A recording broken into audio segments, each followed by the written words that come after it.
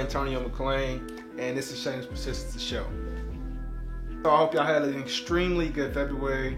It was all about love and Black history, and I hope y'all just enjoyed and had so much fun and just did that whole thing. That means 2 complete months have already went into this 2019 year of successful attitude and behavior. So I hope that you've put in 60 strong days relatively based off when you see this episode, and you've had some form of success based off of what you planned on doing this year.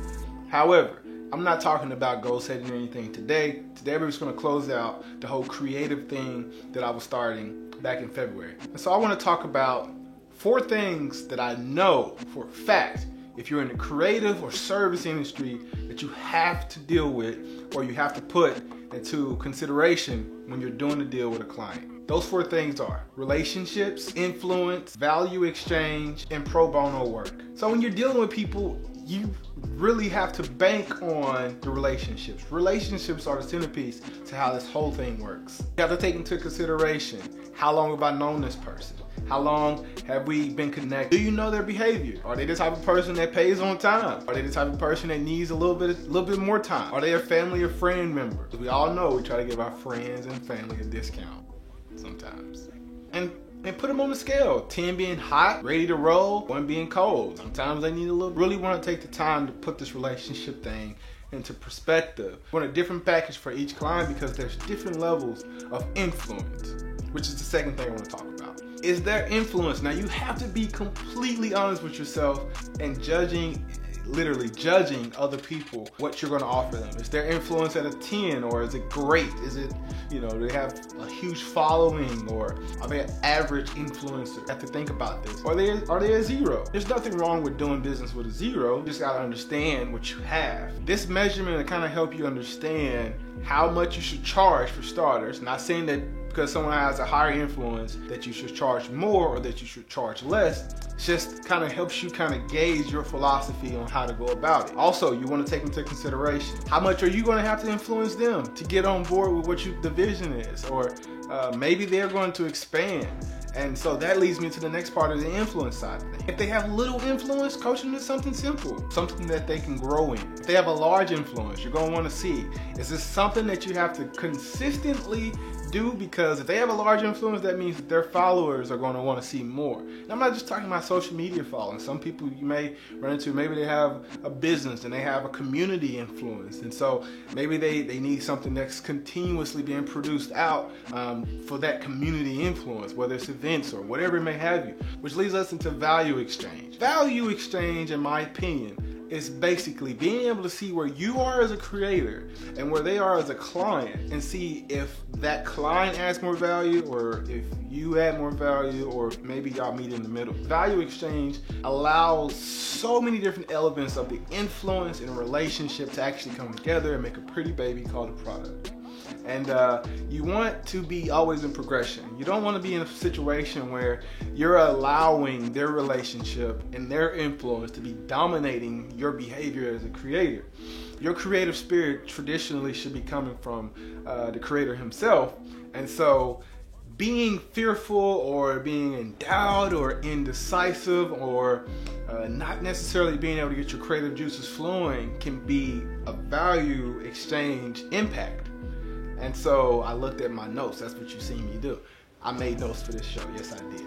And so just really take the time to gauge yourself, gauge your client, and see where you are on that value exchange. And that way you can kind of, that'll help you with your pricing. It'll help you with other aspects of what you have to do. Pre and pro bono work, in my opinion, underrated. If you truly did an analysis on the first 3 things, which are influence, your relationship, and the value exchange, you know that pro bono work should fit somewhere under there as the foundation if you have to go there. If a person has extremely more value exchange than you and extremely more influence than you, and they have extremely more relationship impact than you, I necessarily wouldn't charge them. They're going to be adding more value to you just off of being able to put your name in there. Now what you do is you just kind of slide your name in there a couple times in the video or in the picture. Maybe you ask them to drop your name to their buddies or their friends, whatever may have you. But that free pro bono work that you give away should be a relationship, influence, value exchange base. I like to think of things when it comes to creating. Everything good and positive and full of creative juices truly comes from God himself. And so you have to think about that when you're doing something. When you create, do you really want to put a price tag on your work? Sure, you have to make money and pay your bills and all that good stuff and to, progress and go further in life. But sometimes money in exchange for a creative idea, a creative process isn't necessarily where the value is. I put a lot of my emphasis on being able to grow. I think that's kind of where you really need to start when you're doing anything or free work or anything of that nature. You need to figure out where you want to go and if that's in your avenue. It may not even be in your avenue. Remember, if you get nothing from this, that the value exchange, relationships, and influence is extremely and way more important and more valuable to you than any dollar sign that can be attached to your creative work. Leaders are readers. So I got this book. I hadn't been reading in a while as far as personal growth, and shame on me. But I got this book and I want to, actually this is the book that started me getting back going in my personal growth and my development of what I'm trying to do in business and in life. This book is called Copywriting Successful Writing for Design, Advertising, and Marketing. This is what it looks like. Zoom in, there we go. This book is awesome, man. It has like, I'm sorry, but I'm like a big kid. It has colors and all kinds of stuff, and it just kind of breaks everything down for you. And guys, if I never said this on the show, you have to take control over the marketing, the advertising, and the branding that you're doing for your business or your agency or your entrepreneur endeavor, whatever it is. You need to get serious about the marketing, branding, and advertising. So I'm huge on people really learning how to brand and market themselves. Their business, their entrepreneur endeavor, whatever it may be. I'm huge on people really knowing how to do this because too many times I run into people that have no sense of awareness when it comes to advertising, branding, and marketing for their idea. Their creative, genes are flowing, but they cannot creatively come up with a way to brand. This is a proven strategic method on how to do all of that good stuff. This is one of the books that I picked up to start that process. And so I really and wholeheartedly think that if a person is serious about growing their business, you have to be serious about marketing, branding, advertising, and everything that falls under the marketing umbrella. Laziness is an inappropriate distribution of funds. I mean, seriously, stop being lazy entrepreneurs. Stop being lazy business owners. Stop it. It's terrible. Do the research and learn. All this information is out here. It's super free. Super free. And sometimes you got to pay for it. I paid, I don't even know, $20 for this book. It doesn't matter. What matters is that I'm going to grow and it's going to help my business become better and better. Even though I'm going to school for it. I'm literally a marketing major at school. So I'm still adding more things to my repertoire. My mind, repertoire is the word for today. My mind is growing in so many different levels, even though so many things are presented in front of me to stop that growth. So you gotta push through, man. Stop being lazy. Here's some scripture to help you. Proverbs 12:24. Work hard and become a leader.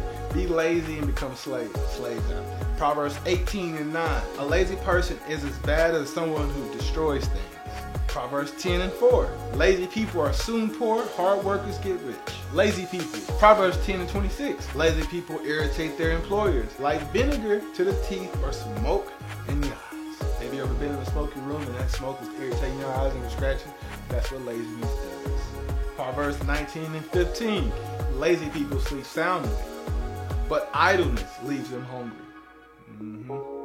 But you gonna complain. Proverbs 19:24. Lazy people take food in their hand, but don't even lift it to their mouth. Proverbs is just on the road. I'm gonna leave it there. All I can tell you is don't be lazy. Putting in the work isn't enough. The work is awesome, but the development is just as important as the work. The faith that you have in that work is completely and utterly hopeless if you do not develop in the process. I love the phrase, you attract what you are. Become something that attracts exactly what you are. Shameless Persistence is a movement, not a show, so be shamelessly persistent about your business.